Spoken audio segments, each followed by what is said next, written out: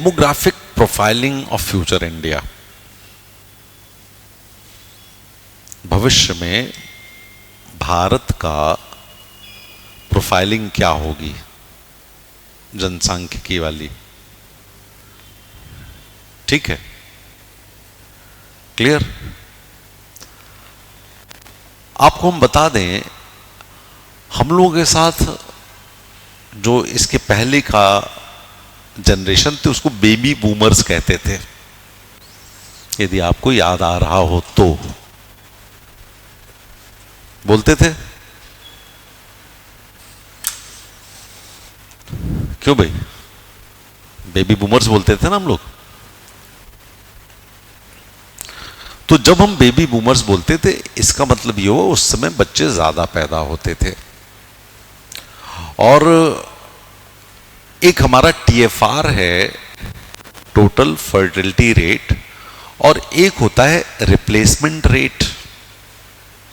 मतलब replacement rate वो होता है कि जितने बच्चे हों कि वो आगे वाले समय में, भाई पति पत्नी हैं तो 2 के 2 होंगे तो वो ठीक चलेगा, लेकिन कुछ मरते भी हैं। तो इस पे बात ये हुई कि भाई 2.1 टीएफआर होगा तो स्टीडी पॉपुलेशन होगी, ना बढ़ेगी ना घटेगी, ठीक है, यही है ना। 2.1 यदि रहेगा तो ना बढ़ेगी ना घटेगी, ये हमारा सबसे बढ़िया तरीका होता है। लेकिन यदि आप देखेंगे तो हमारे यहां पर 1950 में टीएफआर था 6.18, कितना था, 6.18। 1980 में हो गया 4.60, 4.60, और 2021 में जो एस्टिमेट्स आए हैं वो है 1.91, 1.91।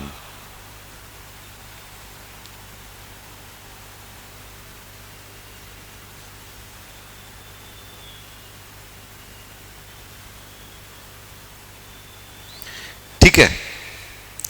अब जो टीएफआर है, ये जो बड़े राज्य हैं, बिहार, बंगाल, पंजाब, यूपी,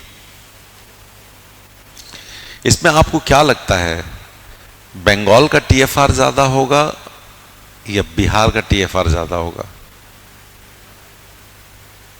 बंगाल का या बिहार का?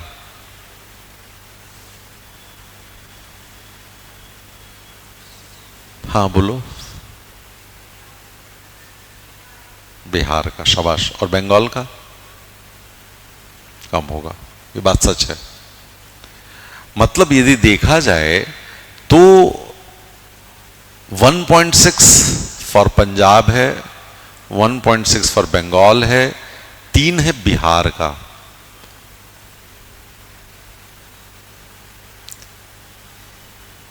ये रिप्लेसमेंट फर्टिलिटी रेट है।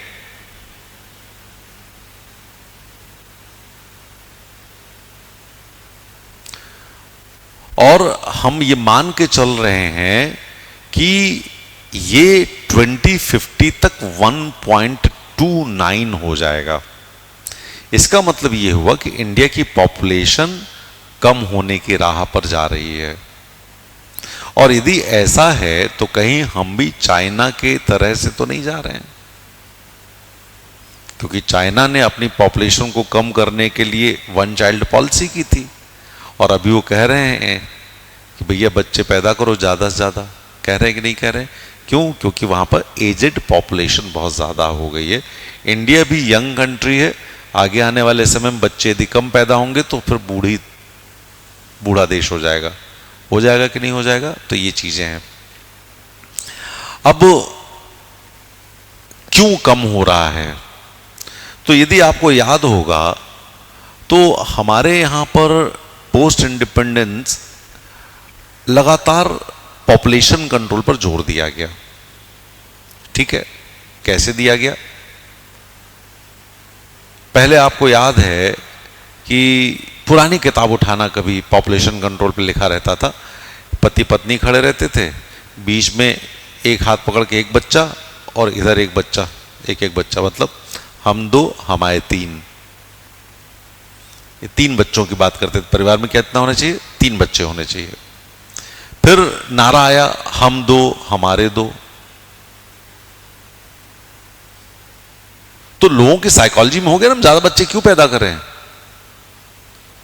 फिर आ गया शेर का बच्चा एक ही अच्छा। आया कि नहीं आया? आप बच्चे ज्यादा पैदा करके क्या करेंगे जब आप उनको अच्छी जीवन नहीं दे सकते? पता नहीं क्या क्या बकर की गई। और मैं हमेशा कहता हूं कि बच्चे आपके उतने होने चाहिए जितना आप फाइनेंशियली उनको अच्छे से पढ़ा लिखा लो। देश के हिसाब से चलना चाहिए ना अपने को। तो अभी हमको कहना पड़ेगा भैया 2 बच्चे 3 बच्चे पैदा करो, कोई बुराई नहीं है इसमें। क्योंकि सिंगल चाइल्ड पॉलिसी की एक बड़ी परेशानी और है कि आगे आने वाले समय में उसके लिए इमोशनल स्ट्रेंथ कौन बनेगा? सिबलिंग्स होते हैं इमोशनल स्ट्रेंथ, होते कि नहीं होते? आगे आने वाले समय में लोग भूल जाएंगे कि चाचा किसको कहें, चाची किसको कहें, बुआ किसको कहें, फूफा किसको कहें, मामा किसको कहें, मौसी किसको कहें, मामी किसको कहें, मौसा जी किसको कहें, भाई किसको कहें, बहन किसको कहें। ये सब इमेजिनरी वर्ड्स हो जाएंगे। Suppose you have a brother, तो बच्चा पूछेगा सिंगल चाइल्ड पॉलिसी वाला कि ma'am what is the meaning of a brother. एक पूछेगा what is meaning of a sister. तो यदि ये हमारी थ्योरी बन रही है कि 2050 तक 1.29 हो जाएगा टीएफआर, तो हमें आज से कोशिश करनी पड़ेगी कि टीएफआर को हम 2.1 पर मेंटेन करने की कोशिश करें। ठीक है।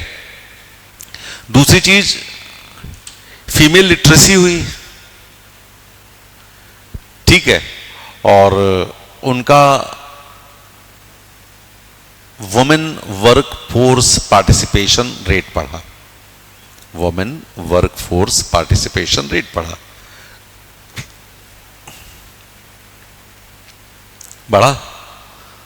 तो उन्होंने कहा कि career is more important than the family.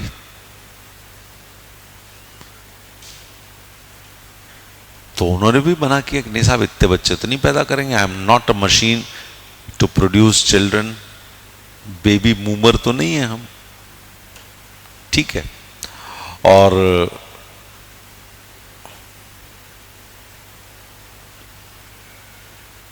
तीसरा, rearing caring cost of children, बच्चों को पालने पोसने का खर्च। लोग लगता है हम क्या करेंगे, क्या खाएंगे यदि बच्चों पे हम खर्च कर देंगे। बड़ी परेशानी वाली बात है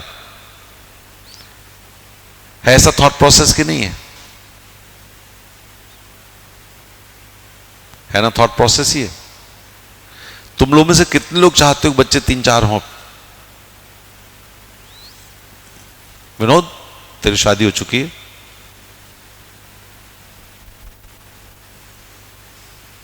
क्यों दो क्यों? अरे 2 क्यों, ये बताओ ना। महंगाई ज्यादा तो क्या हो, कमाओ ज्यादा। तुम बताओ ना भाई, देश को तुम क्या एकदम जनसंख्या विहीन कर दोगे? अगले आने वाली पीढ़ियां क्या कहेंगी, हिंदुस्तान इतना खाली क्यों है? और शोले वाले बब्बा पूछेंगे इतना सन्नाटा क्यों है भाई? तो ये क्वेश्चन है कुछ हमारे जिसकी वजह से हुआ है। ठीक है। तो याद रखिएगा कि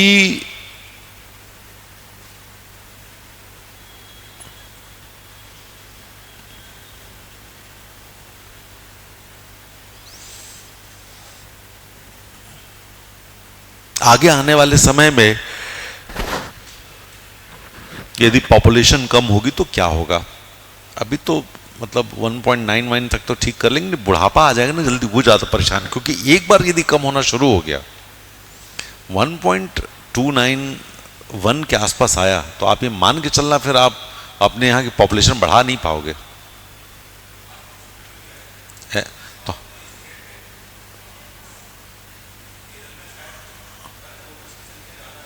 हाँ हाँ है ना, आज ही आया है।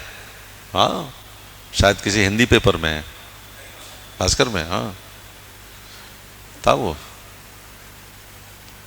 वहां पर new voters are lesser than the old voters, ये आया है शायद, है ना। हाँ फिर हाँ, तो अब क्या करोगे तुम बताओ, बड़ा क्वेश्चन है हमारे लिए। तो इस चीज को मैं चाह रहा था कि थोड़ा सा तुम इसको समझो।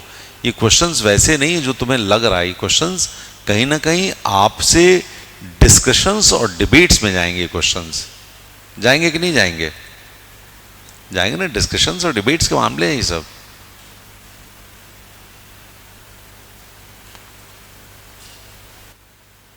याद है ना, रोहिंग्याज का मसला फिर से शुरू हो रहा है, फिर से राइज कर रहा है रोहिंग्याज वाला।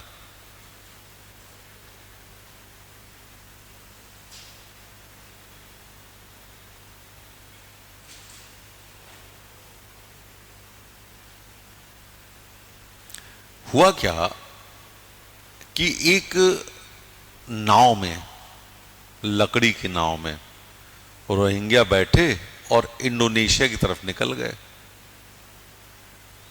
आप पता है ना, म्यांमार का नीचे वाला हिस्सा वो देखो समुद्र है वहां पर, वहां से इंडोनेशिया की तरफ चल दिए वो कि चलो वहां पे जाकर के रेफ्यूज ले लेंगे। और उनकी नाव गई डूब इंडियन ओशन में। यही हुआ ना, याद आ गया कि नहीं याद आ गया? याद आ गया।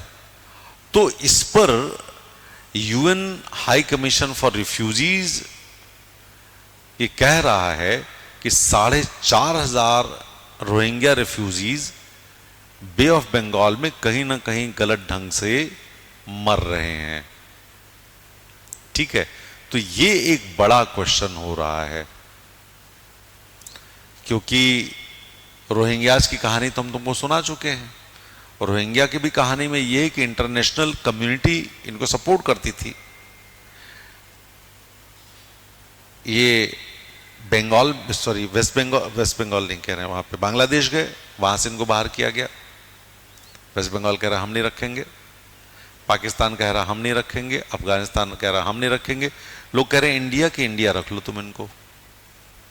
और ये आपको हम बता दें कि इंडिया में इनको बंगाल गवर्नमेंट ने काफी कुछ जगहों पर बसा दिया रोहिंग्याज को, ये बात भी तय है, कोई कहने की जरूरत मुझे नहीं है।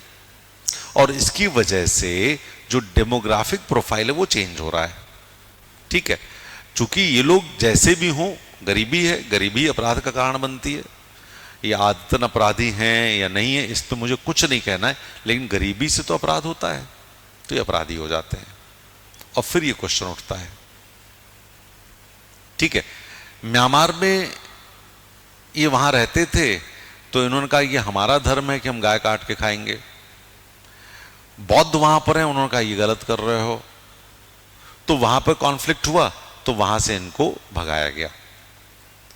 ठीक है, पॉलिटिकल प्रॉब्लम्स है, तो ये अलग अलग जगहों पर गए, इंडिया में भी आए, उधर भी जा रहे हैं। इसके अलावा यदि आप देखो तो अब कुछ देशों में जो सेकुलरिज्म की बात करते थे, जो राइट्स ऑफ रेफ्यूजीज की बात करते थे, सबके बारे में मैं कह रहा हूं, उन लोगों ने भी कहना शुरू कर दिया कि अब हम इस तरह के रेफ्यूजीज को अपने यहां नहीं रखेंगे।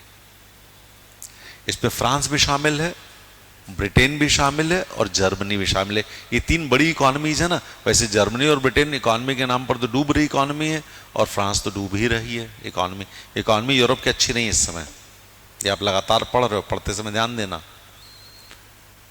ठीक है, इकोनॉमी तो यूएस की भी अच्छी नहीं फिलहाल। ठीक है, आज एक बहुत अच्छा आर्टिकल है, वो भी देखिएगा आप, वो है इकोनॉमिक्स ऑफ वॉर। पढ़ा आप लोगों में से किसी ने? आज का अखबार है, कि रशिया वॉर में है इसलिए वो चल रहा है, जिस दिन वॉर से खत्म होगा उस दिन उसकी बर्बादी लिखी हुई है, इसलिए वॉर चला रहा है अपना। ये आज का है अखबार, 3 अखबारों में निकला इस तरीके से एक नैरेटिव तैयार हो रहा है। तो ये जो मैं चाह रहा हूं कि एक तो रोहिंग्याज के बारे में आप लोग पढ़ लीजिएगा, ये आपके लिए थोड़ा सा बेहतर होगा।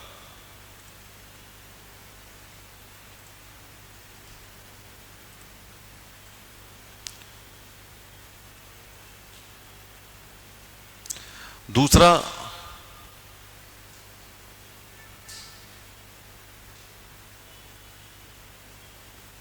एक दिन मैंने आप लोगों को जियाओ कांग बताया था, यदि आपको याद हो तो उसको भी देख लीजिएगा ठीक से, ठीक है, क्योंकि बिना उसके आप ठीक से पढ़ोगे नहीं उसको।